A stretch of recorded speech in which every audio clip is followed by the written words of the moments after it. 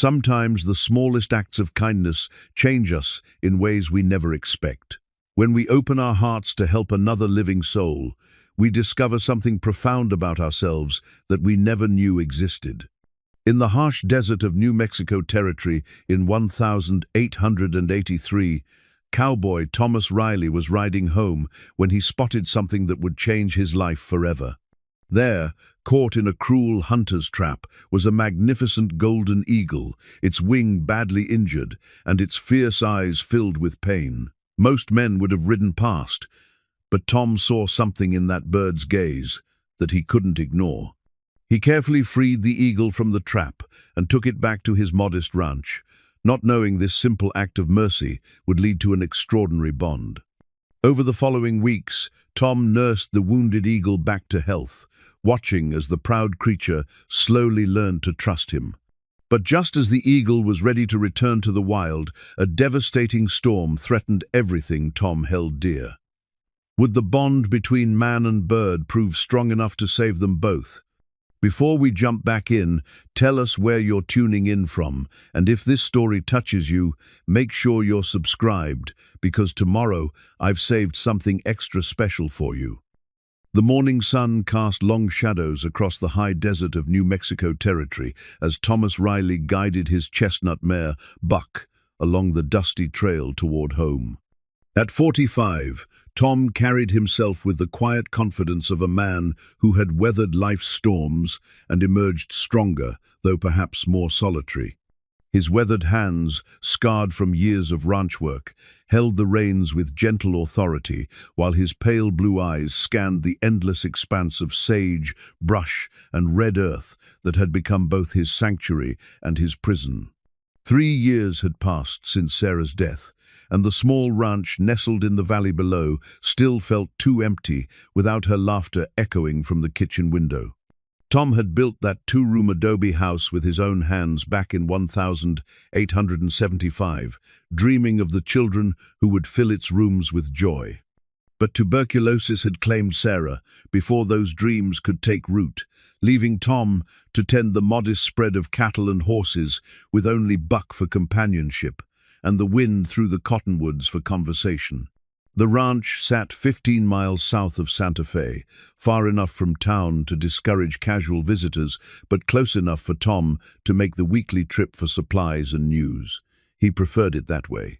The isolation suited his temperament these days, though it hadn't always been so. Sarah used to tease him about his social nature, how he could strike up a conversation with anyone at the general store or church social. Now those same neighbors who once sought his counsel and enjoyed his company understood to give him space, recognizing the deep grief that had settled over him like morning fog that never quite lifted. His leather-bound journal, wrapped in oilcloth and tucked safely in his saddlebags, contained 3 years' worth of entries, written by lamplight at the kitchen table. Sarah had helped him sand smooth. Every evening without fail, Tom recorded the day's events in his careful script, the number of cattle counted, repairs made to fencing, weather observations, and sometimes, when the loneliness pressed too heavy on his chest, memories of Sarah that he feared time might steal away. The journal had become his confessional, his companion, and his promise to keep living even when living felt like too much effort. "Easy there, Buck," Tom murmured, as his horse stepped carefully around a cluster of prickly pear cactus blooming with brilliant yellow flowers. The mare's ears twitched at his voice, and she settled into her steady walking pace. Tom had raised Buck from a foal, training her with patience and kindness until she responded to the slightest touch of his heels or shift in his weight. They understood each other without words, a partnership born of mutual respect and countless hours working together under the vast New Mexico sky. The town of Santa Fe buzzed with territorial politics and railroad talk, but Tom paid little attention to such grand schemes. His world had shrunk to the boundaries of his ranch, the weekly trips to town, and the routine of caring for his animals. Doc Martinez, a kind Mexican physician who had tended Sarah during her final months, still inquired about Tom's health and state of mind whenever their paths crossed. Sheriff Wade Thompson, a former cavalry officer who had served alongside Tom during the war, made a point of checking on him during his patrols through the county. Both men worried about Tom's increasing solitude, though they respected his need to grieve in his own way. Doc Martinez had gently suggested that Tom might consider taking on a hired hand, or perhaps courting one of the respectable widows in town, but Tom had politely declined such suggestions. He wasn't ready to share his space or his heart with anyone new. The ranch, with its memories embedded in every adobe brick and fence post, remained sacred to his life with Sarah. The cattle operation, though small, provided enough income to maintain his simple lifestyle. Tom ran about 50 head of hardy longhorn crossbreeds that thrived in the arid climate, selling steers twice a year to buyers who appreciated his reputation for honest dealing and well-cared-for livestock. His horses, a mixed herd of Mustang crosses and more refined stock, found ready buyers among ranchers and the occasional cavalry remount officer. Tom had a gift with horses, understanding their nature in a way that bordered on mystical to those who watched him work. The adobe house itself reflected Tom's practical nature and his memories of Sarah. The main room served as kitchen, dining area, and sitting room, with a large stone fireplace that Sarah had insisted upon for the cold winter nights. Their bedroom remained exactly as she had left it, her brush still on the dresser, her favorite shawl draped over the rocking chair by the window, where she used to sit and watch for Tom's return from the range. He slept now in the smaller room that had been intended for their first child, unable to disturb the shrine he had unconsciously created to their life together. Outside, the barn and corrals stood in good repair, painted with whitewash every spring, as Sarah had liked. She had possessed strong opinions about maintaining their property's appearance, believing that how a person cared for their home reflected their character. Tom honored her memory by keeping everything as neat and orderly as she would have expected, though some evenings the effort exhausted him more than a full day of hard physical labor. The desert landscape that surrounded their valley held an austere beauty that never failed to move Tom, even in his darkest moods. Massive mesas rose like ancient monuments against the endless blue sky, their red sandstone faces changing color with the angle of the sun throughout the day. Pinyon pines dotted the higher elevations, while desert willows and cottonwoods marked the path of seasonal streams. In spring, the desert exploded with wildflowers, Indian paintbrush, desert lupine, and ghost flowers that bloomed only at night, filling the air with sweet fragrance. Wildlife moved through Tom's valley in predictable patterns. Mule deer came down to drink from his stock tank at dawn and dusk. Coyotes called to each other across the mesas on moonlit nights. Hawks and buzzards rode the thermals high above, while roadrunners darted between the sagebrush chasing lizards. Tom had learned to read these patterns like a book, understanding which animals indicated changing weather or the presence of predators. This knowledge had served him well during his years alone, providing both practical information and a sense of connection to the living world around him. His relationship with his neighbors remained cordial but distant. The Hendersons, who ran a larger spread to the east, occasionally offered to help with roundups or barn raisings, but Tom rarely accepted such assistance. He preferred to handle his own work, finding solace in the physical demands of ranch life.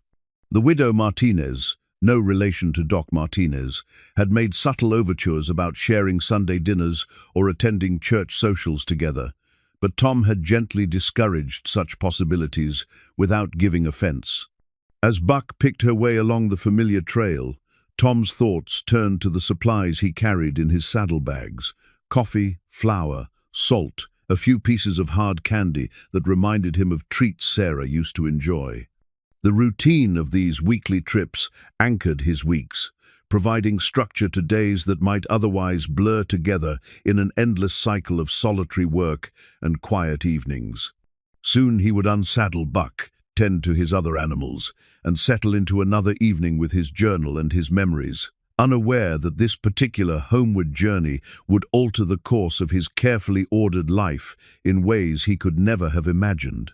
The first thing Tom noticed was the sound, a harsh cry that cut through the afternoon stillness like a blade drawn across stone. Buck's ears swiveled forward, and the mare slowed her pace without being asked, sensing something amiss in the familiar landscape.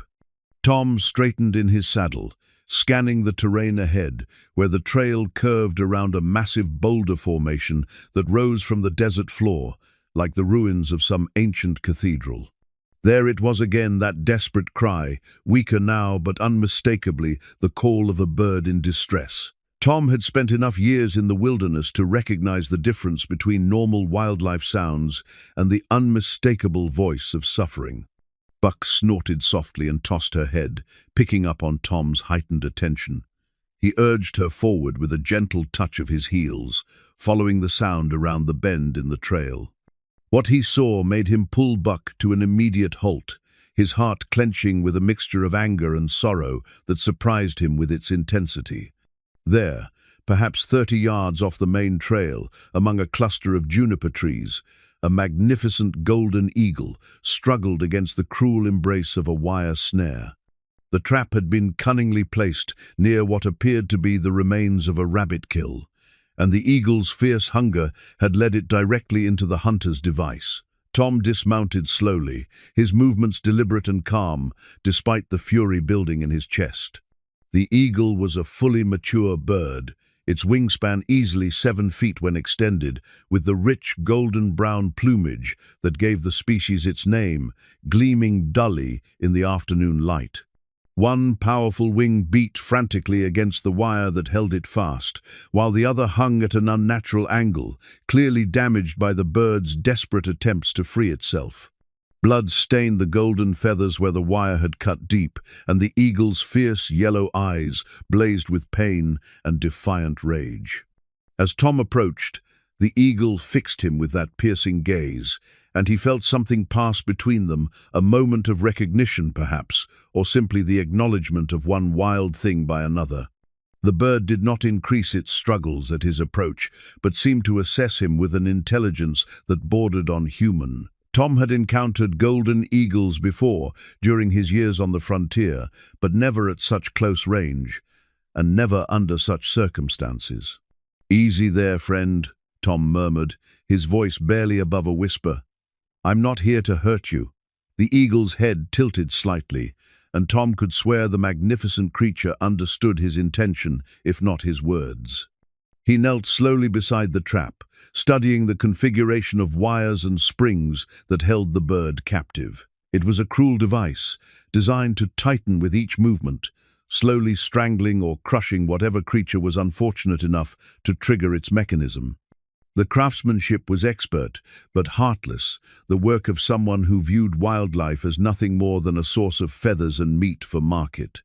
Tom pulled his knife from his belt, a sturdy blade his father had given him years ago, and began the delicate process of cutting the wires without further injuring the eagle. The bird watched his every movement, occasionally uttering a low sound that might have been a warning or simply an expression of pain. Tom worked with infinite patience, sawing through each strand of wire while murmuring constant reassurance to his unlikely patient. "That's it, just hold still now.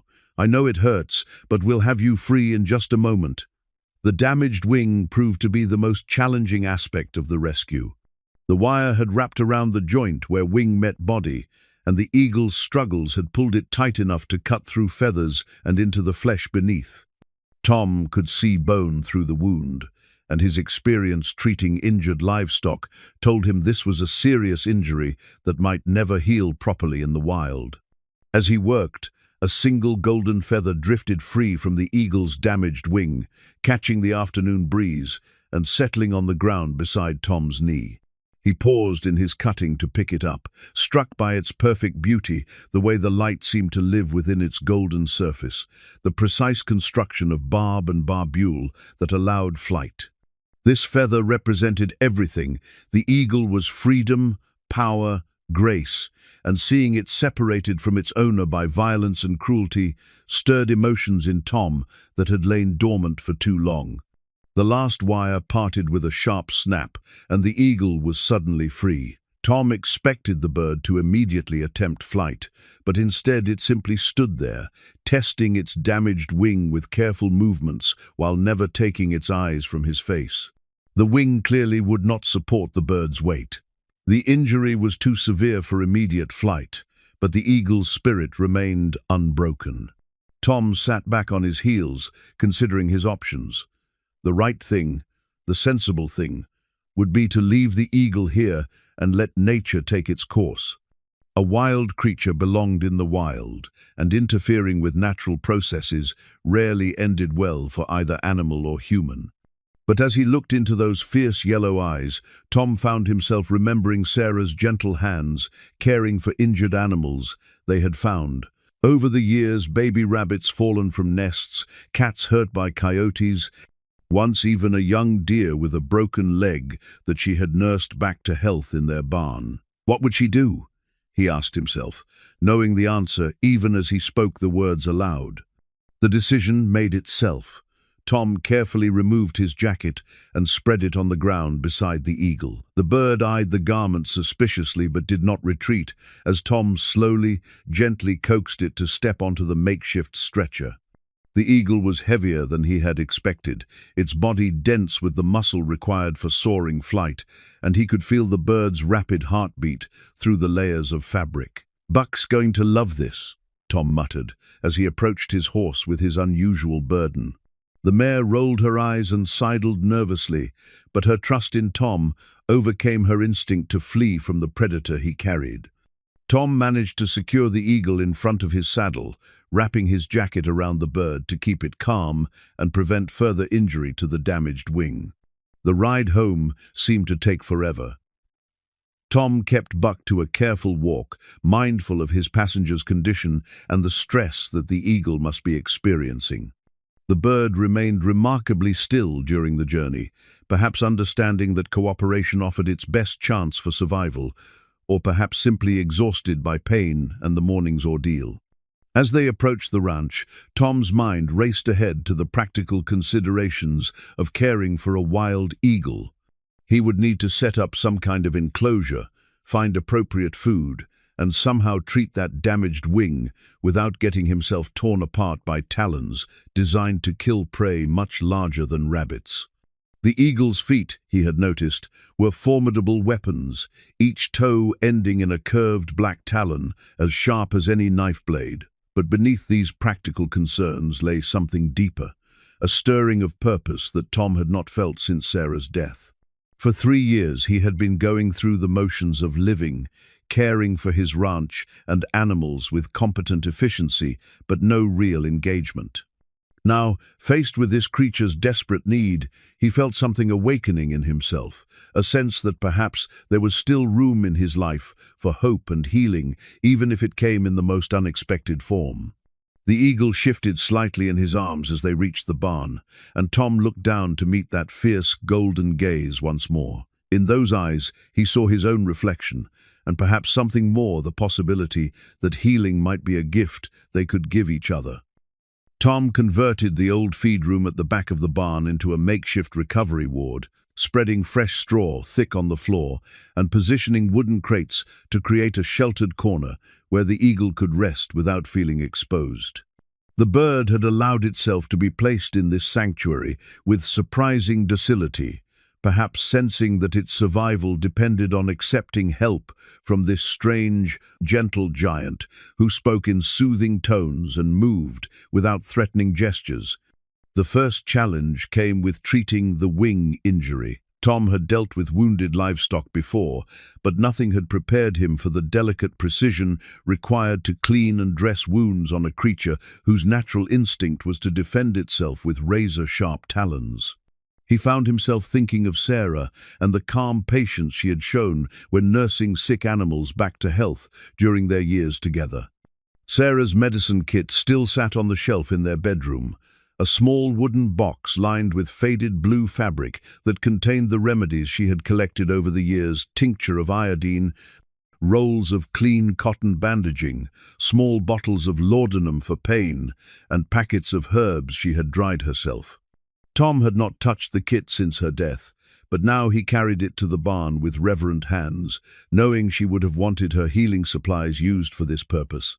"She always said every creature deserves a chance," Tom murmured to the eagle as he knelt beside the bird with Sarah's medical supplies arranged on a clean cloth. The eagle watched him with those intense yellow eyes, its head tilted in what seemed like curious attention to his words. Cleaning the wing wound proved to be a test of patience for both patient and caretaker. The eagle endured Tom's ministrations with stoic dignity, occasionally uttering a soft sound that might have been protest or simply acknowledgement of discomfort. Tom worked slowly, using Sarah's gentle techniques to flush debris from the cuts where the wire had bitten deep, then applying iodine with careful dabs of cotton. The wing itself presented a more complex challenge. Tom could see that several feathers were broken beyond repair, and the joint where wing met body showed considerable swelling and discoloration. He fashioned a loose support bandage using strips of cotton, immobilizing the wing against the eagle's body to prevent further damage while allowing for natural healing processes to begin. "There now," Tom said softly as he finished his work. "That should help some." The eagle studied its bandaged wing with what appeared to be curiosity rather than distress, flexing its good wing experimentally as if testing the new limitations imposed by injury and treatment. Tom found himself impressed by the bird's adaptability and apparent intelligence. This was clearly a creature accustomed to solving problems and adjusting to changing circumstances. Feeding presented the next hurdle. Tom knew that golden eagles were primarily hunters of small game rabbits, prairie dogs, ground squirrels, and occasional fish when available. He had no fresh game on hand, but his smokehouse contained strips of jerked beef that he hoped might serve as temporary sustenance. He cut the dried meat into small pieces and offered them to the eagle on a wooden plate, unsure whether the bird would accept food from human hands. To his surprise, the eagle approached the offered meal after only a brief hesitation, using its powerful beak to tear the jerky into manageable pieces. The bird ate with careful dignity, pausing between bites to study Tom as if assessing this strange provider. When the meal was finished, the eagle retreated to its sheltered corner but continued to watch Tom with alert interest. Over the following days, a routine developed. Tom would arrive at the barn each morning with fresh water and food, spending time quietly talking to the eagle while cleaning its quarters and checking the progress of its healing wing. The bird seemed to anticipate these visits, positioning itself near the gate of its makeshift pen and greeting Tom with a soft sound that began to resemble recognition. Doc Martinez arrived on the fourth day, ostensibly to check on Tom's health, but clearly curious about reports from neighbors who had seen him carrying supplies to and from the barn at unusual hours. The elderly physician, whose kind eyes and gentle manner had made him a trusted friend during Sarah's illness, knocked on the barn door with the persistence of a man accustomed to overcoming patient reluctance. "Tom, my friend, open this door. I have heard interesting stories about your recent activities." Tom emerged from the feed room with straw in his hair and the satisfied expression of a man who had just witnessed encouraging progress in his patient's recovery. The eagle had begun testing its injured wing with small movements, and the swelling appeared to be diminishing under his careful care. "Doc, what brings you out this way?" "Reports of a hermit rancher who has taken to spending his days in deep conversation with mysterious creatures," Doc Martinez replied, with the gentle humor that had made him beloved throughout the territory. "Maria Gonzalez mentioned seeing you carrying what looked like medical supplies to your barn, and you know how such things stimulate curiosity." Tom found himself torn between his natural inclination toward privacy and a surprising desire to share his unusual patient with someone who might understand the significance of what was happening in his barn. Doc Martinez had proven himself a trustworthy friend during the darkest days of Sarah's illness, never judging Tom's grief or offering empty consolations. "Come see for yourself," Tom said finally, opening the feed room door to reveal the golden eagle standing alertly in its recovery area. Doc Martinez stepped into the doorway and froze, his weathered face reflecting amazement and professional interest. The eagle regarded this new visitor with calm assessment, showing none of the agitation Tom had expected at the introduction of a stranger. "Magnificent," the doctor breathed. "Absolutely magnificent. How long have you been caring for this creature?" Tom explained the circumstances of finding the eagle trapped and his decision to attempt healing the injured wing. Doc Martinez listened without comment, but Tom could see the older man's mind working, perhaps recognizing something in Tom's animated description that had been missing from his demeanor for years. "And the bird accepts your care?" "Seems to. Can't say I understand it myself, but we've reached some kind of understanding." Doc Martinez studied the eagle for several more minutes, noting the careful bandaging and the bird's healthy appearance despite its injury. When he finally turned back to Tom, his expression held a mixture of approval and gentle concern. "Birds of prey are not known for their tolerance of human intervention, Tom. The fact that this eagle accepts your care suggests either desperation or recognition of your intentions, perhaps both. You think I'm wasting my time? On the contrary, my friend. I think this eagle may be exactly what you needed, though I suspect you needed it more than it needed you." By the second week, Tom had crafted a proper perch for the eagle, using seasoned oak from his woodshed, carving smooth grooves for the bird's talons, and positioning it at a height that allowed the eagle to survey its temporary domain with appropriate dignity. The project had occupied his evening hours for 3 days, his hands remembering skills learned from his father years ago, and he found unexpected satisfaction in creating something beautiful and functional for his unusual guest. The eagle had taken to the perch immediately, spending hours there in a state of alert repose that Tom had come to recognize as the bird's natural way of conserving energy while remaining aware of its surroundings. From this vantage point, the eagle could observe Tom's daily activities, the feeding of horses and cattle, the repair of equipment, the endless small tasks that defined ranch life, and Tom often felt those piercing yellow eyes, following his movements with what seemed like genuine interest. "You're quite the supervisor," Tom remarked one morning as he pitched hay to his horses while the eagle watched from its perch. "Got opinions about how I should be doing this, I'd wager." The eagle cocked its head at the sound of Tom's voice, and Tom could swear he detected something like amusement in the bird's expression. Over the past weeks, he had begun talking to the eagle regularly, sharing observations about the weather, memories of life with Sarah, even his concerns about ranch business.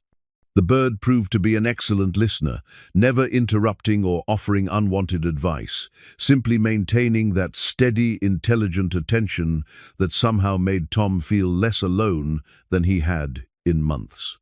The wing showed remarkable improvement under Tom's dedicated care. The swelling had receded completely, and new feathers were beginning to emerge where the damaged ones had been carefully removed. Tom had taken to removing the support bandage for increasingly longer periods each day, allowing the eagle to test its healing wing with small stretches and gentle movements. During one of these exercises, Tom noticed the eagle attempting short hops between the perch and the floor of its quarters, clearly testing the wing's ability to support brief moments of flight. The movements were tentative at first, but grew more confident as the bird rediscovered its physical capabilities. Tom found himself holding his breath during these trials, sharing the eagle's careful optimism about the return of its most essential ability. The bond between man and bird deepened in ways that surprised them both. Tom had begun to recognize subtle changes in the eagle's posture and sounds that indicated mood, comfort level, and physical condition. The bird seemed equally attuned to Tom's emotional state, remaining calmly alert on his good days, but becoming more actively attentive when grief or loneliness weighed heavily on his spirits. It was during one of these darker moments, when memories of Sarah had left Tom sitting silently in the eagle's quarters with tears threatening to overwhelm him, that the bird did something unprecedented. The eagle left its perch and approached Tom directly, settling on the straw beside him and fixing him with that steady, golden gaze that seemed to offer wordless comfort. "She would have loved you," Tom whispered, his voice rough with emotion. Sarah had a way with wild things, always said they could sense a person's true nature better than most humans could. The eagle remained beside him for nearly an hour that afternoon, a companionable presence that somehow made the weight of loss feel less crushing. When Tom finally rose to continue his ranch work, the bird returned to its perch without fuss, but something had changed between them, a deeper understanding that transcended the simple relationship between caretaker and patient. Not everyone approved of Tom's growing attachment to the eagle. Jake Henderson, whose ranch bordered Tom's to the east, made a point of stopping by one afternoon with questions that barely concealed his disapproval of what he viewed as Tom's eccentric behavior. "Heard you're keeping some kind of bird out here," Henderson said without preamble, his weathered face set in lines of skeptical concern. "Folks in town are talking." Tom continued brushing Buck while considering his response. Henderson meant well, but his practical nature had little room for the kind of emotional healing that Tom was experiencing through his care of the eagle. Birds healing from injuries, don't see the harm in that. Wild creatures belong in the wild, Tom. You're not doing that eagle any favors by making it dependent on human care. Tom set down his brush and turned to face his neighbor fully. Henderson was a good man, but his worldview divided everything into categories of useful and useless, practical and impractical, with little appreciation for the gray areas where healing and hope might flourish. Eagle's not dependent on anything except time to heal properly. When it's ready to leave, it'll leave. Henderson studied Tom's face, perhaps recognizing something in his expression that warned against pressing the subject further. Just saying you might want to consider what happens when you get too attached to something that was never meant to stay. After Henderson left, Tom found himself troubled by the man's words despite his initial dismissal of them. The eagle was indeed a wild creature, and its ultimate destiny lay in the vast skies above the desert, not in the comfortable confines of a ranch barn. But the prospect of releasing the bird had become more complex than simply opening a door and wishing it well. That evening, Tom sat in the eagle's quarters with his journal, recording his observations about the bird's progress while working through his own conflicted feelings about their relationship.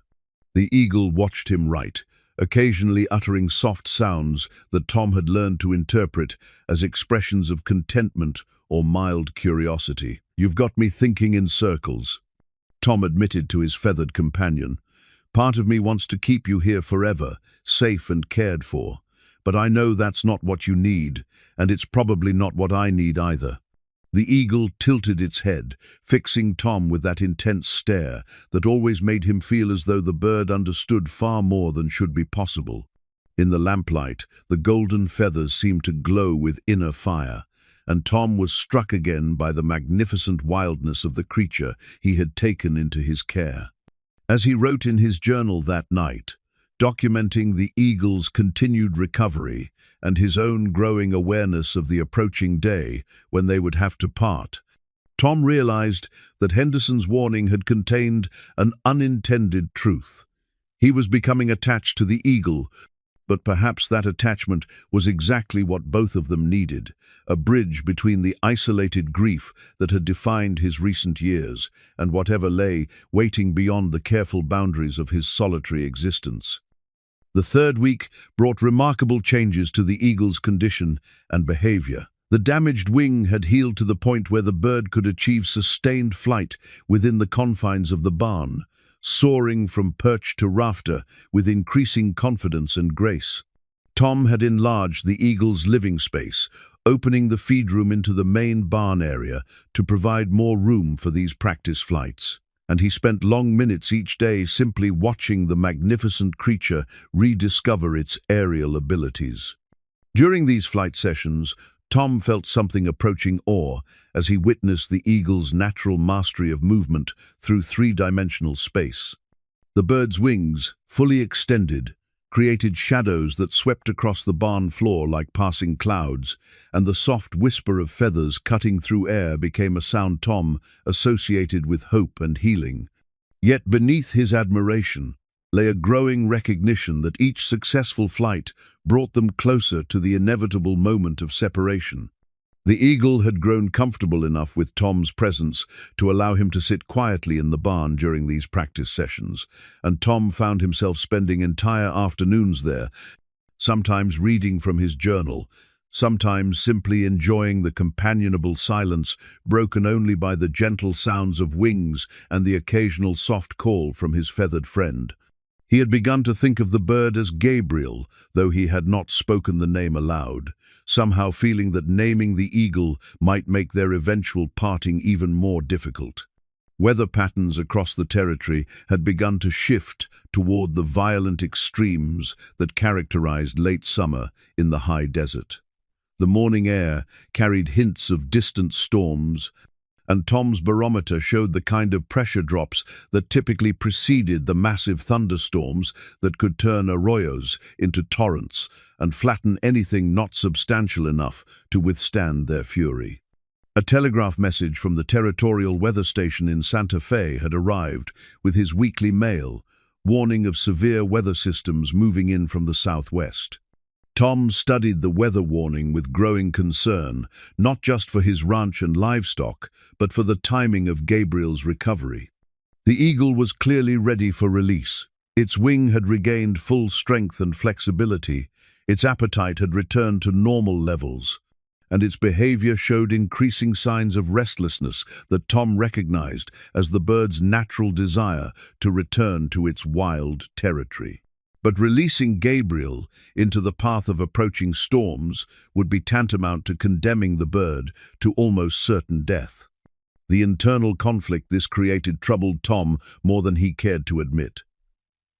Part of him was relieved to have a legitimate reason to delay Gabriel's release, but his conscience nagged at him with the knowledge that his reluctance to let go was influenced as much by his own emotional attachment as by concern for the eagle's safety.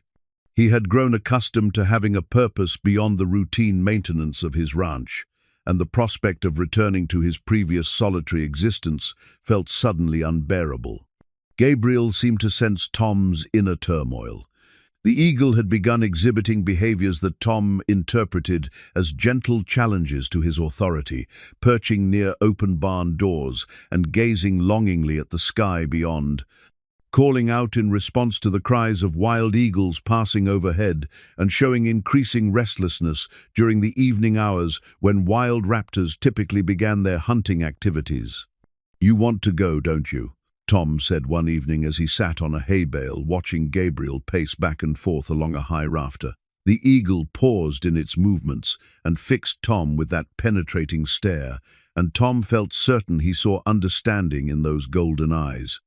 The question of release had become further complicated by Tom's growing realization that his care for Gabriel had awakened emotions and needs in himself that he had thought permanently buried with Sarah.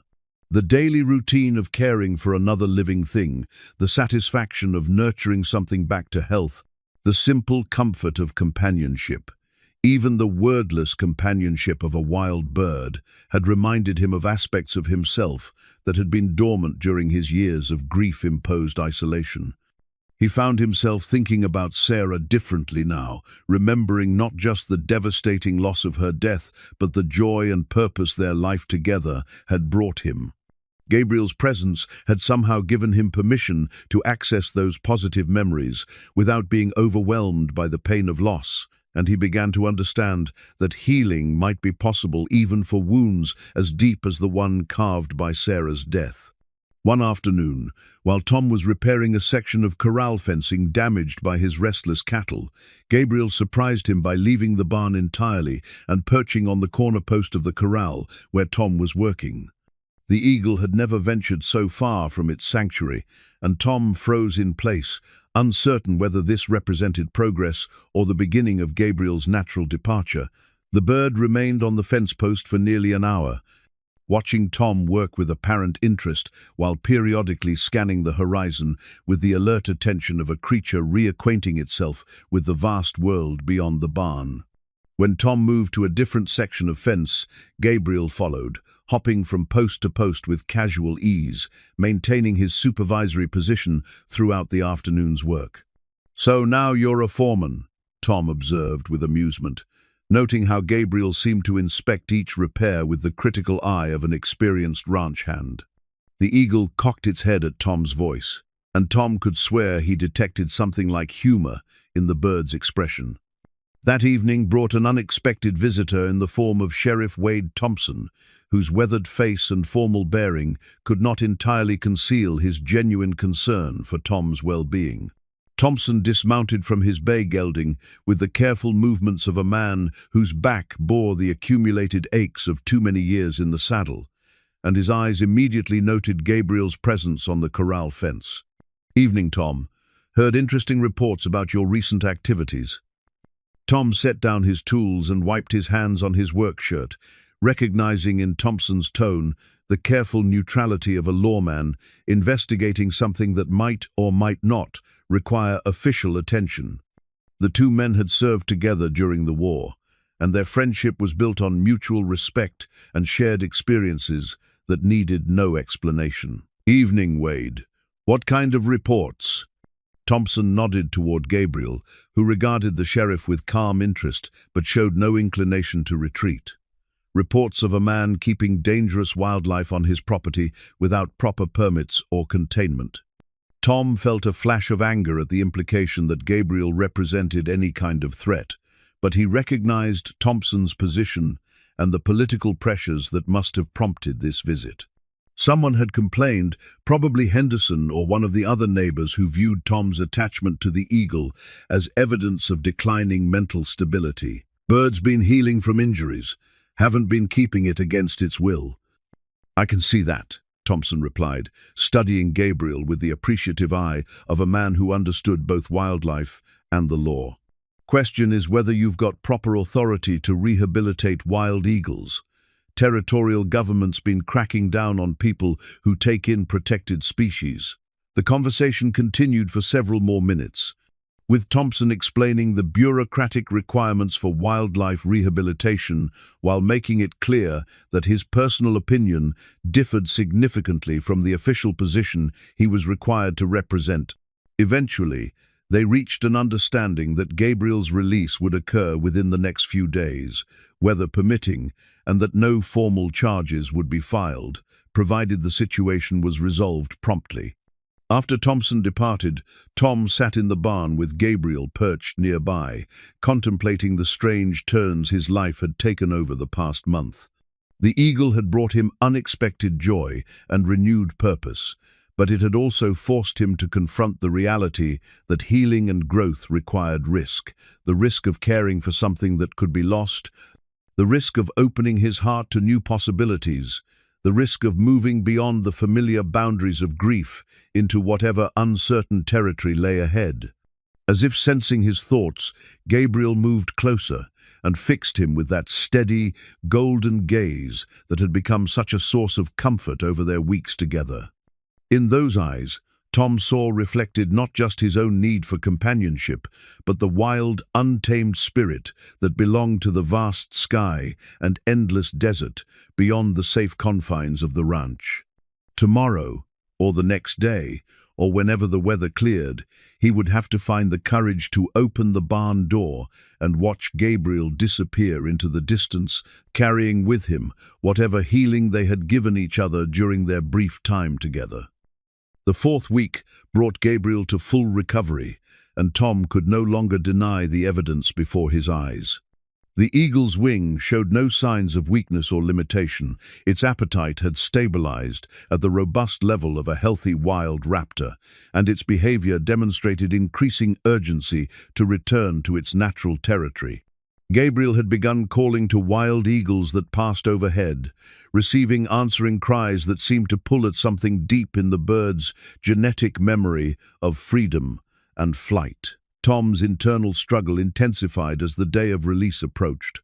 He had spent the previous evening sitting in his kitchen, turning Sarah's wedding ring between his fingers as he contemplated the strange parallels between losing his wife and preparing to say goodbye to Gabriel. The ring, which he had worn on a chain around his neck since Sarah's death, felt heavier than usual, weighted with the accumulated grief of 3 years and the new understanding that holding on to things, whether memories, objects, or living creatures, could become a prison for both the holder and the held. Gabriel seemed to sense the approaching transition with an awareness that bordered on mystical. The eagle had taken to spending long periods perched near the barn's main entrance, gazing out at the desert landscape with an intensity that spoke of deep longing. When Tom approached during these vigils, Gabriel would turn that piercing stare on him with what felt like a combination of gratitude and gentle reproach, as if the bird understood Tom's reluctance but expected better from his human friend. The weather forecast continued to promise severe storms, but the immediate conditions had stabilized enough to make release possible, if not entirely ideal. Tom had been monitoring the territorial weather reports with obsessive attention, looking for any excuse to delay the inevitable while knowing that each day of delay served his own emotional needs more than Gabriel's physical requirements. On a clear morning when the desert air held the crisp promise of autumn, Tom made his decision. He could no longer justify keeping Gabriel confined based on weather concerns, and the eagle's increasingly restless behavior made it clear that continued captivity was causing more stress than the risks of freedom. It was time to honor the trust Gabriel had placed in him during their weeks together by giving the bird what it needed most, the chance to reclaim its wild life. Tom spent the morning preparing for the release ceremony he had envisioned, though he had shared his plans with no one. He selected a location on the highest point of his property, a rocky outcropping that provided an expansive view of the valley and the mesas beyond. From this vantage point, Gabriel would be able to orient himself to the familiar landmarks that would guide him back to his natural territory. The process of moving Gabriel from the barn to the release site proved surprisingly emotional for both participants. Tom had fashioned a simple carrying perch that would allow Gabriel to ride comfortably while maintaining his dignity, but the eagle seemed to understand the significance of the journey. Instead of the calm acceptance that had characterized their previous interactions, Gabriel showed signs of nervous energy, shifting his weight frequently, calling softly, and scanning the horizon with obvious anticipation. As they climbed the winding path to the rocky outcropping, Tom found himself remembering the day he had discovered Gabriel trapped and injured, and marveling at the changes that had occurred in both of them since that moment. The eagle had regained not just his physical health, but his confidence and wild instincts, while Tom had discovered that his capacity for love and connection had not died with Sarah, but had simply been waiting for the right opportunity to reawaken. At the release site, Tom set the perch on a flat boulder and stepped back to give Gabriel space to make his own decision about departure. The eagle immediately took advantage of his freedom, spreading his wings wide and testing the air currents that swirled around the elevated position. For a moment, Tom thought Gabriel might launch himself immediately into flight, but instead, the bird turned to face him with that steady, intelligent gaze that had become so familiar over their weeks together. What happened next surprised Tom with its intensity. Gabriel approached him directly, something the eagle had never done in an outdoor setting, and settled on the ground at Tom's feet. For several long minutes, bird and man regarded each other in silence, and Tom felt a profound sense of communication passing between them, not words, but something deeper than language, an acknowledgement of the gift they had given each other. "I'll miss you," Tom said quietly, his voice rough with emotion. He had not expected to feel so acutely. Gabriel cocked his head and uttered a soft sound that Tom chose to interpret as understanding and farewell. Then, without warning, Gabriel launched himself into the air with powerful wing beats that carried him up and away from the outcropping in a magnificent display of recovered strength and grace. Tom watched the eagle climb higher and higher, becoming a distant speck against the vast blue sky, until finally Gabriel disappeared entirely into the immensity of the desert landscape. Tom remained on the outcropping for a long time after Gabriel vanished, processing the complex emotions that accompanied this moment of triumph and loss. The eagle's successful return to the wild represented everything Tom had hoped to accomplish, but the sudden absence of Gabriel's presence left him feeling hollow in ways he had not anticipated. As he finally turned to make his way back down the mountain path, Tom pulled Sarah's wedding ring from the chain around his neck and held it up to catch the afternoon light. The simple gold band gleamed in the sunshine, beautiful and precious, but no longer the anchor that had kept him tethered to grief and isolation. With careful deliberation, Tom removed the ring from its chain and slipped it onto his finger for the first time since Sarah's death, not as a symbol of clinging to the past, but as a celebration of love's capacity to transform and renew itself in unexpected ways. Gabriel had taught him that healing did not require forgetting, and that opening his heart to new forms of love and connection honored, rather than betrayed, the memory of what he had lost. As Tom walked home through the lengthening shadows, he carried with him the understanding that his time with Gabriel had prepared him for whatever opportunities for growth and connection might lie ahead, even if he could not yet imagine what forms they might take. The storm arrived 3 days earlier than predicted, rolling across the desert like a living thing bent on destruction. Tom had awakened before dawn to the ominous sound of wind building strength among the cottonwoods, and his barometer confirmed what his weather-trained instincts already knew. This would be no ordinary thunderstorm, but one of those rare, devastating tempests that could reshape the landscape and claim the lives of anything caught unprepared in its path. By mid-morning, the wind had reached dangerous velocities, and Tom found himself struggling to secure his ranch against the approaching fury. His cattle had already sought shelter in the natural lee of rock formations, their animal instincts superior to human weather forecasting, but his horses needed to be brought into the barn where they would be protected from flying debris and potential structural collapse.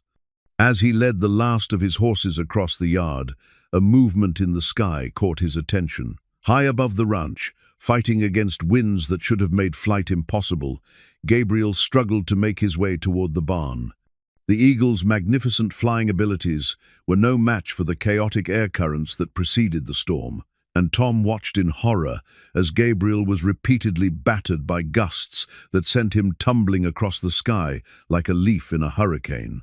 Tom's heart clenched as he realized what was happening.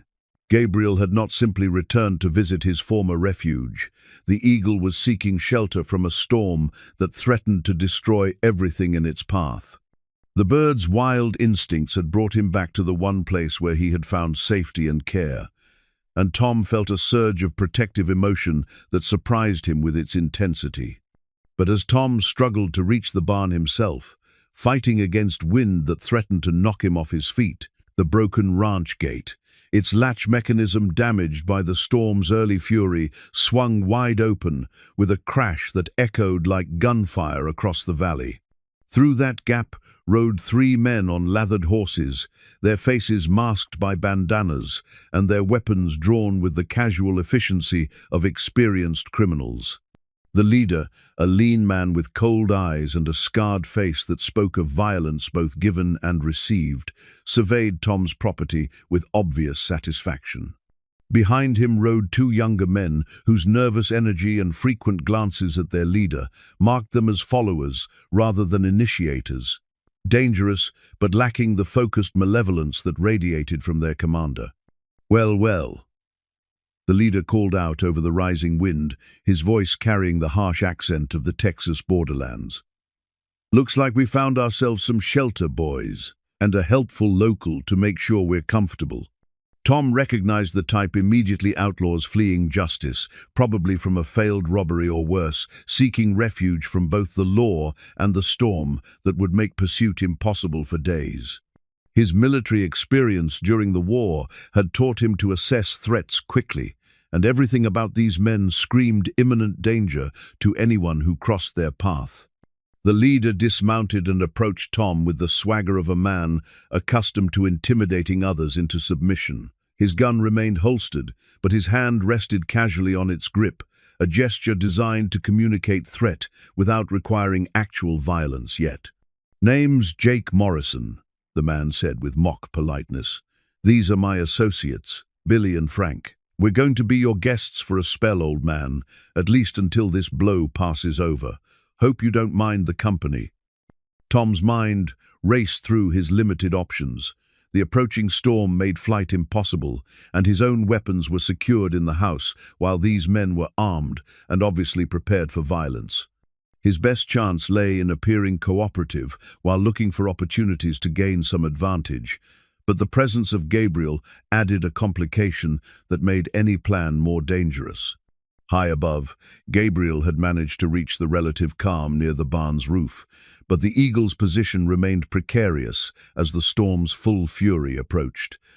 Tom could see the bird struggling to maintain its perch against winds that seemed determined to tear everything loose from its moorings. "Mighty fine spread you got here," Morrison continued, his eyes taking inventory of Tom's property with the calculating gaze of a man assessing potential profit. "Horses look good, barns solid, should serve our needs just fine."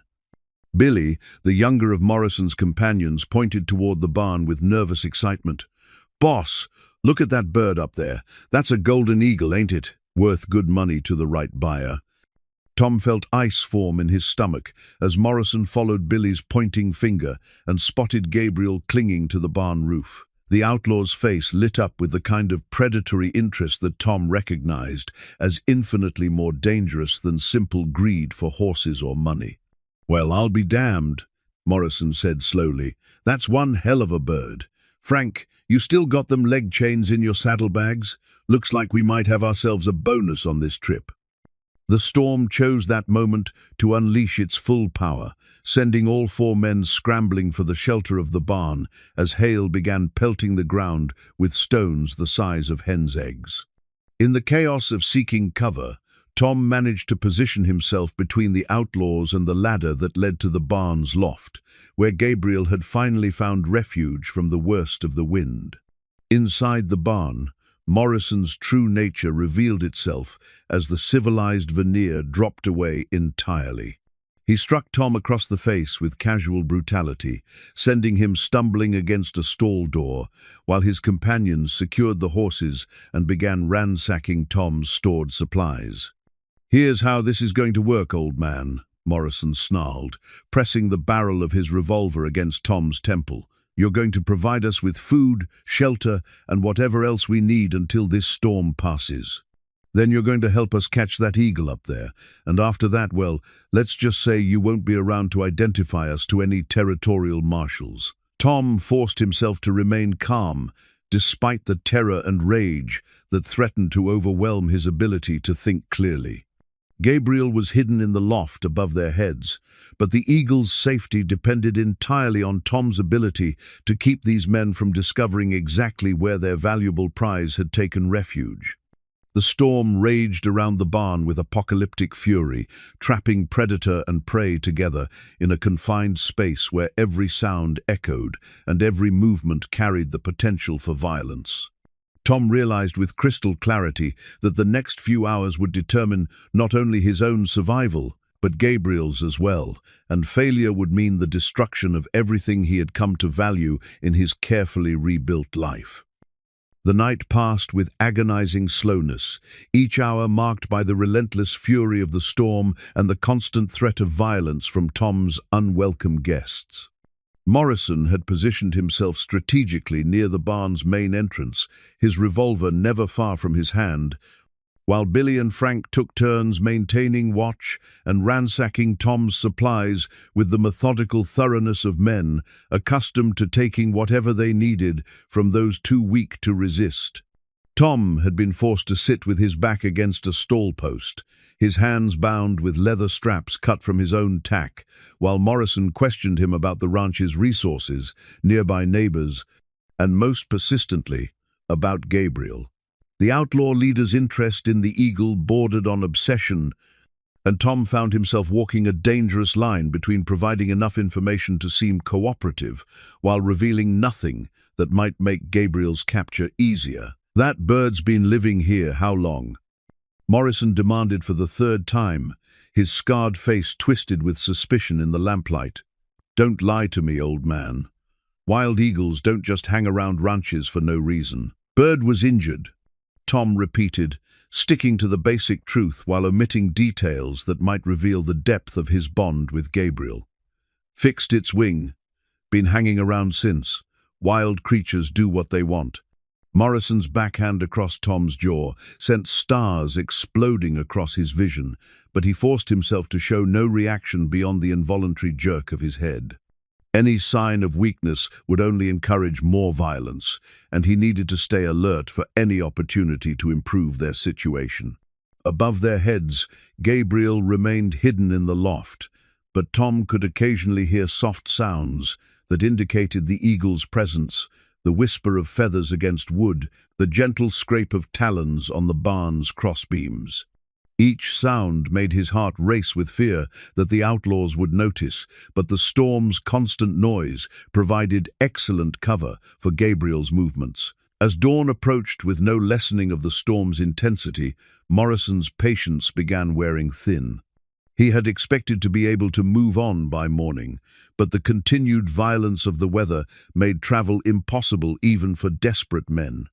His frustration manifested in increasingly erratic behavior and casual cruelty toward Tom, who bore each blow and insult with stoic endurance, while his mind worked frantically on potential escape plans. "Boss," Frank called from his position near the barn's side door, where he had been monitoring the storm's progress.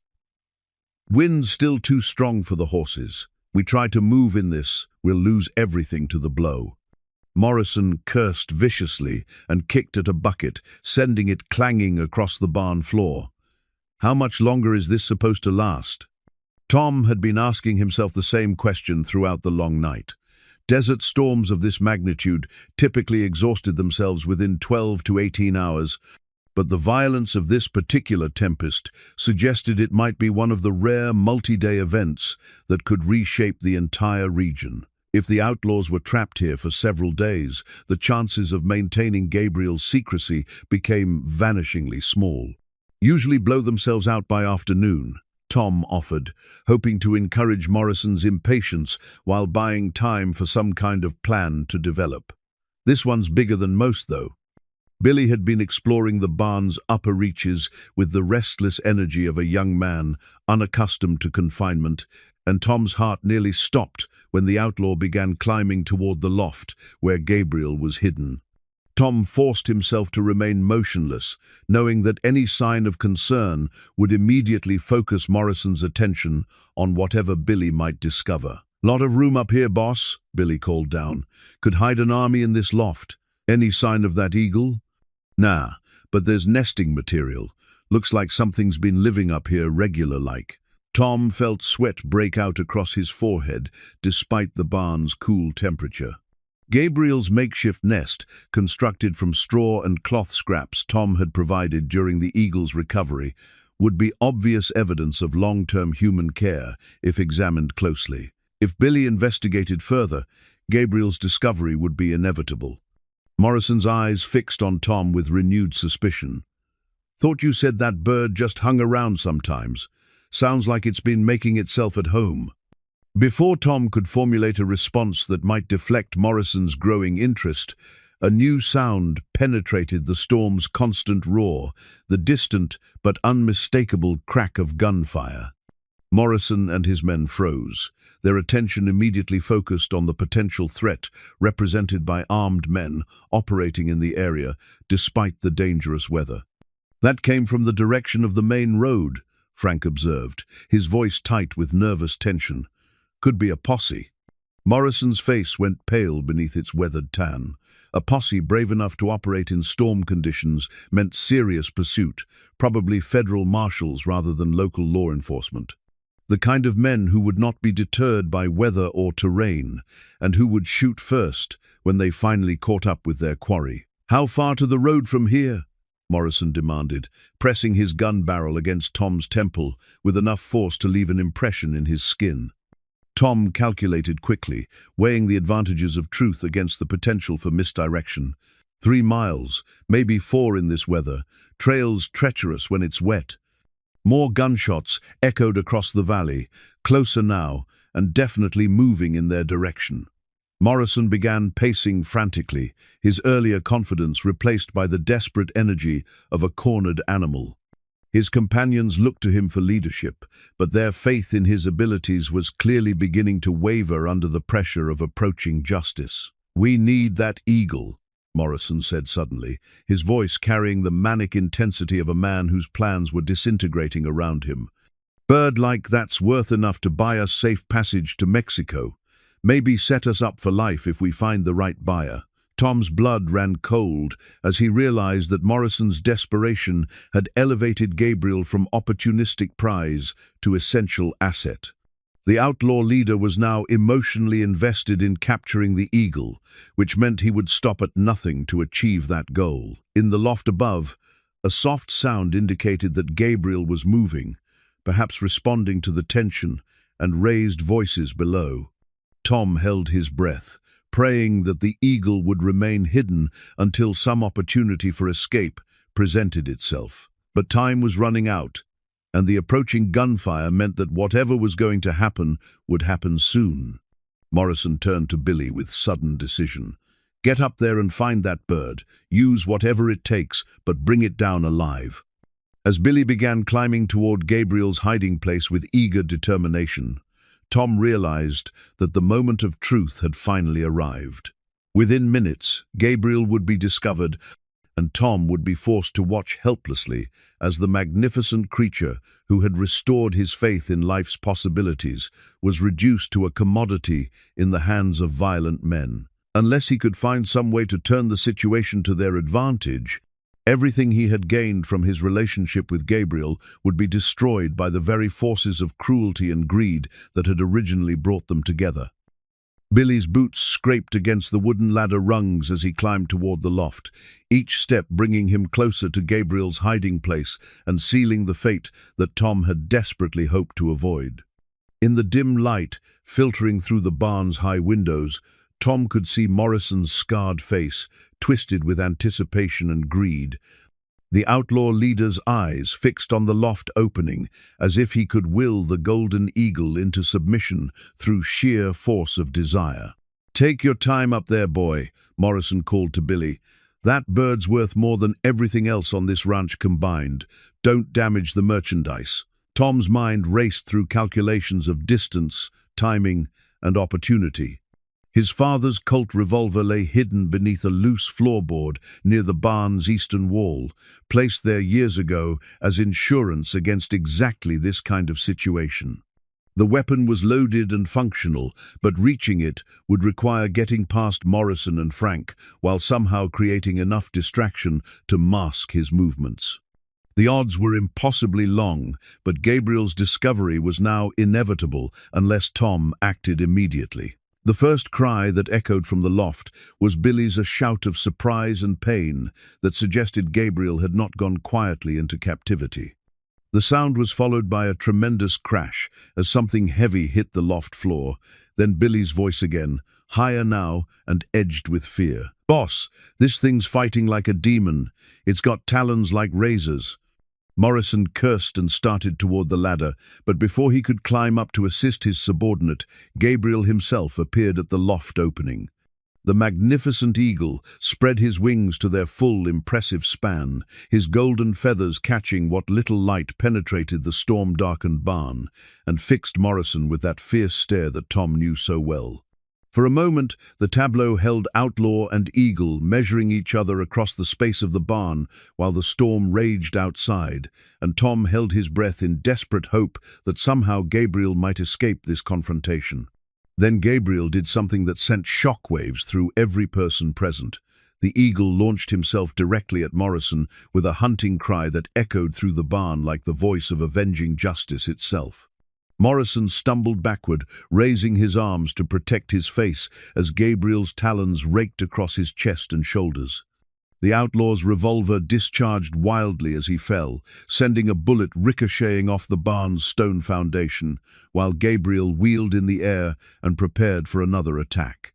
Frank, caught completely off guard by this turn of events, fumbled for his own weapon while trying to get a clear shot at the eagle without hitting his leader.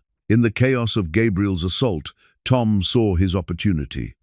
Rolling sideways despite his bound hands, he managed to reach the loose floorboard and pry it up with his shoulder, exposing the hiding place where his father's Colt had waited for precisely this moment. The revolver felt solid and familiar in his hands despite the leather straps that still bound his wrists, and Tom blessed his father's foresight in teaching him to shoot accurately under adverse conditions. Gabriel's second attack sent Morrison sprawling across the barn floor, his face and arms streaming blood from talon wounds that would leave permanent scars if he lived long enough for them to heal. The eagle's fierce cries filled the air as he positioned himself between Tom and the two remaining outlaws, his wings spread wide in a display of protective aggression that spoke to bonds deeper than mere friendship. Frank finally managed to draw his weapon and fire at Gabriel, but the eagle's aerial agility made him a nearly impossible target in the confined space of the barn. The bullet splintered a wooden beam inches from Gabriel's head, and the eagle responded by diving at Frank with the focused fury of a creature defending its territory and its chosen companion. Tom used the distraction to work his way into position behind a hay bale, where he could bring his revolver to bear on Morrison while Gabriel kept Frank occupied. His bound hands made accurate shooting difficult, but years of military training had taught him to adapt to challenging circumstances, and the range was short enough that precision mattered less than speed. Morrison was struggling to regain his feet, his own gun lost somewhere in the straw during Gabriel's assault, when Tom's voice cut through the chaos with the calm authority of a man who had faced death before and emerged victorious. "Don't move, Morrison. You're done." The outlaw leader turned toward Tom with blood streaming down his face and murder in his eyes. "You think that bird makes you dangerous, old man? I've killed better men than you with my bare hands." "Maybe so," Tom replied, his voice steady despite the adrenaline coursing through his veins. "But you won't get the chance to try." From the loft above came Billy's voice, weaker now and edged with pain. "Boss, I need help up here. I think this thing broke my arm." Gabriel had moved to perch on a beam directly above Morrison, the eagle's fierce gaze fixed on the man who had threatened to turn him into merchandise. Blood stained the golden feathers where Frank's bullet had grazed Gabriel's wing, but the wound appeared superficial compared to the damage the eagle had inflicted on his attackers. The sound of approaching hoofbeats penetrated even the storm's fury, growing louder with each passing second. The posse that Morrison had feared was finally arriving, drawn by the gunshots and probably following tracks that even the storm had not completely erased. Tom felt a surge of hope that rescue was at hand, but he knew that the next few minutes would determine whether he and Gabriel would survive to see justice done. Morrison seemed to realize that his situation had become desperate. With his companions wounded and ineffective, law enforcement closing in, and Tom armed and ready to shoot, the outlaw leader faced the collapse of everything he had hoped to accomplish. But desperate men were often the most dangerous, and Tom could see in Morrison's eyes the calculation of a man who had nothing left to lose. Morrison's desperate lunge toward his fallen revolver triggered the final, violent resolution of the confrontation that had been building since the outlaw's arrival. Tom's shot took Morrison's center mass, the heavy bullet from his father's Colt, spinning the outlaw leader around and sending him crashing into a stall door with bone-crushing force. But Morrison's reputation for survival had not been built on luck alone. Even mortally wounded, he managed to grasp his weapon and bring it to bear on Tom with the grim determination of a man intent on taking his enemy with him into death. Gabriel's intervention came with the speed and precision of a natural predator protecting its mate. The eagle dropped from his perch like a golden thunderbolt, striking Morrison's gun hand with talons that could crush bone and tear flesh with equal efficiency. The outlaw's final shot went wild, burying itself harmlessly in the barn's wooden wall, while his scream of pain and rage echoed through the structure. Frank, witnessing his leader's fall and Gabriel's continued assault, abandoned any pretense of loyalty and bolted for the barn's side door. Tom let him go, recognizing that a fleeing coward posed less immediate threat than a cornered one, and focused his attention on Morrison's condition. The outlaw leader lay motionless in the straw, his chest rising and falling in the irregular rhythm of a man whose life was measured in minutes rather than hours. Gabriel landed beside Tom, the eagle's golden eyes bright with the aftermath of combat, but already returning to the calm intelligence that Tom had come to know so well. Blood stained several of Gabriel's feathers where Frank's bullets had found their mark, and Tom could see that the eagle was favoring his left wing slightly. The wounds appeared superficial, but Tom's heart clenched at the sight of Gabriel injured again in defense of their bond. "You came back," Tom whispered, his voice rough with emotion and the realization of what Gabriel's return had meant. The eagle had been free, safely released to reclaim his wild life, but had chosen to return when Tom needed protection most. The magnitude of that sacrifice, a wild creature voluntarily entering captivity to defend his human friend, overwhelmed Tom with gratitude and humbling awareness of the depth of their connection. Gabriel cocked his head and uttered a soft sound that Tom interpreted as acknowledgement and perhaps gentle reproach, forever doubting that their bond transcended the simple relationship between caretaker and patient. The eagle's fierce loyalty had saved Tom's life, but at the cost of the freedom they had both worked so hard to achieve. The sound of splintering wood announced the arrival of the posse, as armed men forced entry through the barn's main door, with weapons drawn and ready for violence. Sheriff Thompson led the group, his weathered face showing relief when he spotted Tom alive and relatively unharmed among the wreckage of the confrontation. "Tom, you hurt?" Thompson called, his eyes taking quick inventory of the scene while his men secured the barn and checked on the various casualties. "I'm fine, Wade. Gabriel here did most of the work." Thompson's gaze fixed on the magnificent eagle perched beside Tom, noting the blood on Gabriel's feathers and the fierce intelligence in those golden eyes. The sheriff had seen enough violence in his years of law enforcement to recognize the aftermath of a deadly fight, and Gabriel's obvious wounds told their own story of courage and sacrifice. "Billy's up in the loft with what looks like a broken arm," Tom added, nodding toward the ladder, where moans and curses indicated that Morrison's youngest accomplice was still alive but in considerable pain. "Frank ran out the side door when things went bad. Morrison's over there, but I don't think he's going to make it." One of the deputy marshals knelt beside Morrison and confirmed Tom's assessment with a grim shake of his head.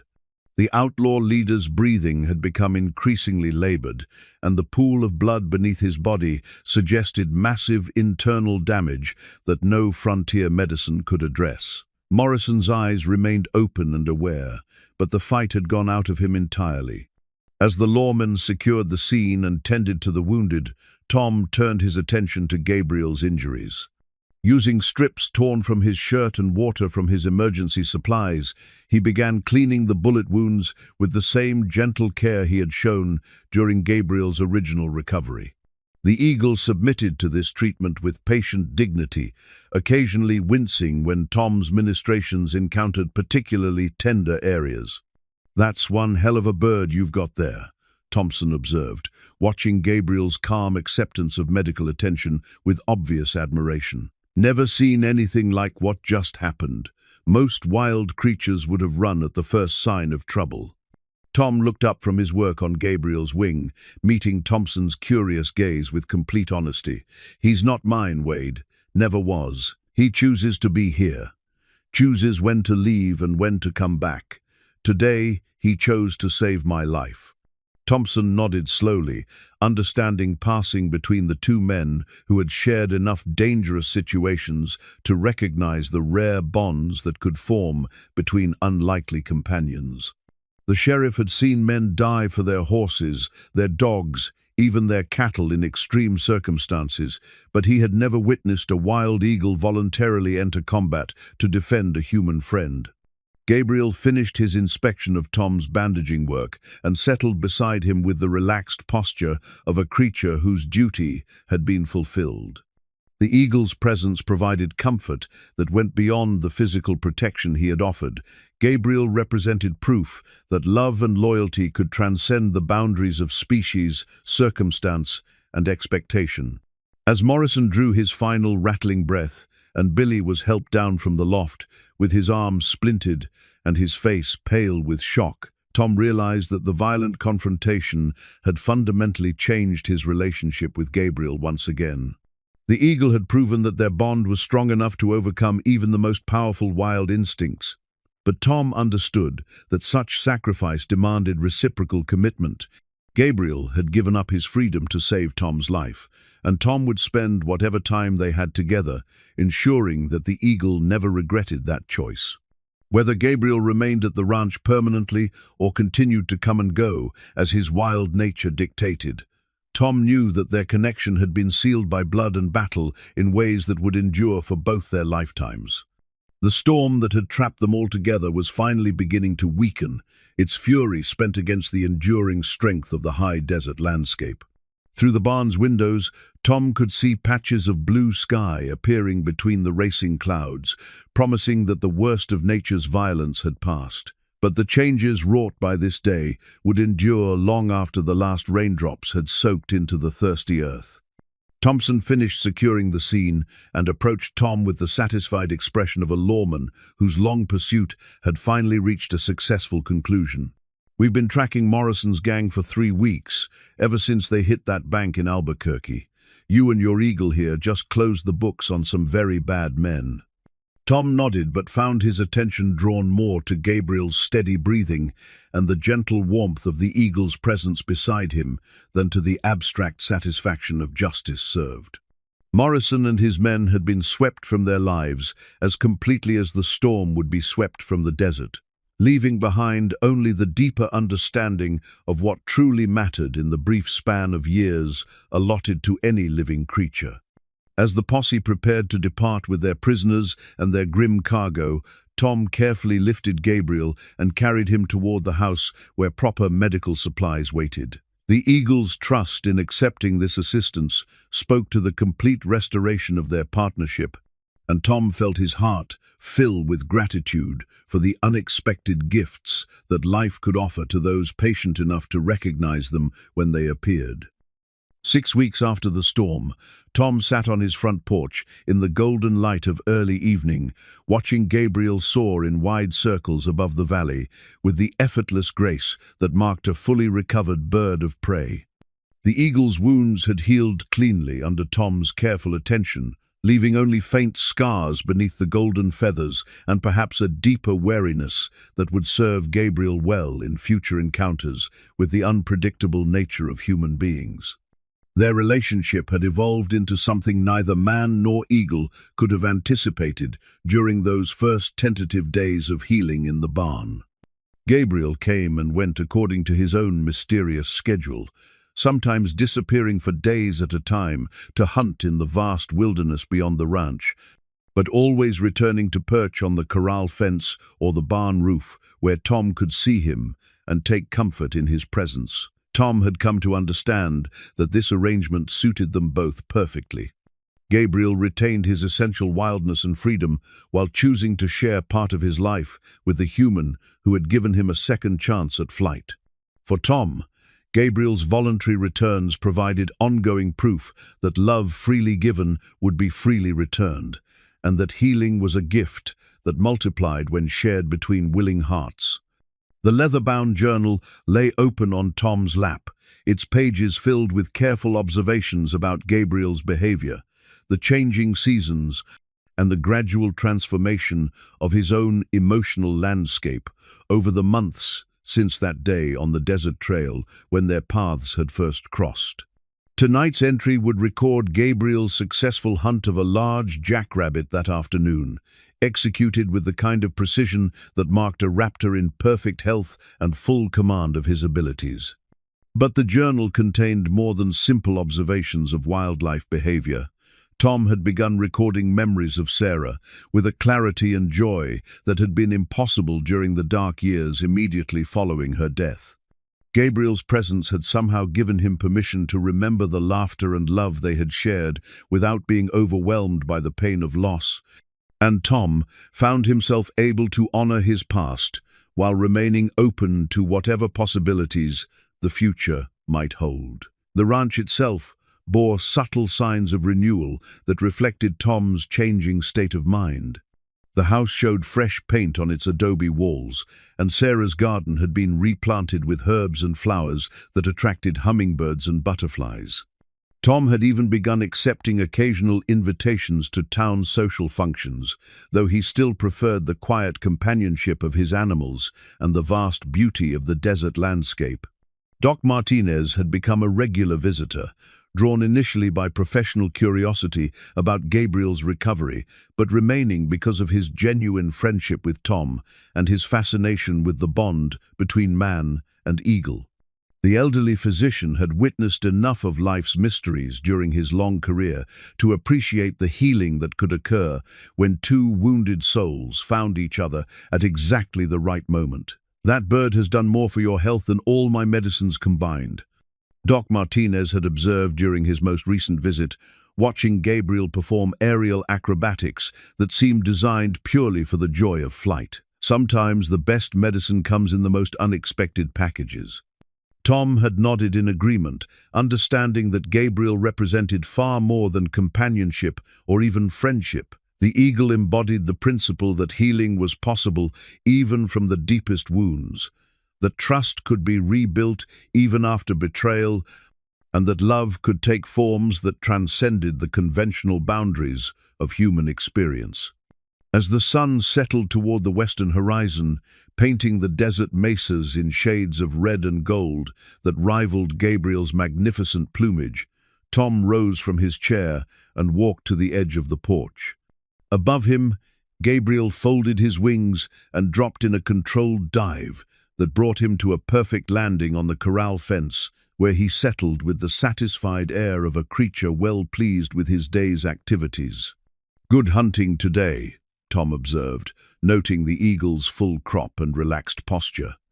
Gabriel cocked his head and uttered a soft sound that Tom had learned to interpret as contentment and acknowledgement. Tom opened his journal to a fresh page and carefully pressed 2 feathers between the clean white sheets. One golden feather from Gabriel's original injury, saved from that first day on the desert trail, and one darker feather lost during the fight with Morrison's gang. Together, they represented the complete journey from wounding to healing to the courage required to fight for the things that mattered most. The first feather spoke of fragility and the random cruelty that could shatter a life in an instant. The second represented the strength that could emerge from suffering and the willingness to risk everything to protect what had been gained through patience and love. Together, they told the story of transformation that had changed both eagle and man in ways that would endure long after their individual lives had ended. As darkness settled over the valley and Gabriel made his way to his chosen roost in the barn's highest rafters, Tom remained on the porch for a few more minutes, listening to the familiar sounds of the desert night and reflecting on the unexpected turns his life had taken since that morning when he had chosen compassion over convenience on a dusty trail. The future remained uncertain, filled with challenges and possibilities that he could not yet imagine. But Tom faced that uncertainty with the confidence of a man who had learned that healing was always possible, that love could take unexpected forms, and that the willingness to care for another living creature, whether human or eagle, was perhaps the most meaningful way to spend the brief years allotted to any soul, brave enough to open its heart to the mysteries of connection. Grace. Gabriel's final call of the day echoed softly from the barn, a sound that Tom interpreted as good night and gratitude, and the promise of another day, shared between unlikely friends who had discovered that the deepest bonds were often forged in the crucible of mutual need and sustained by the recognition that some gifts were too precious to measure and too powerful to fully understand.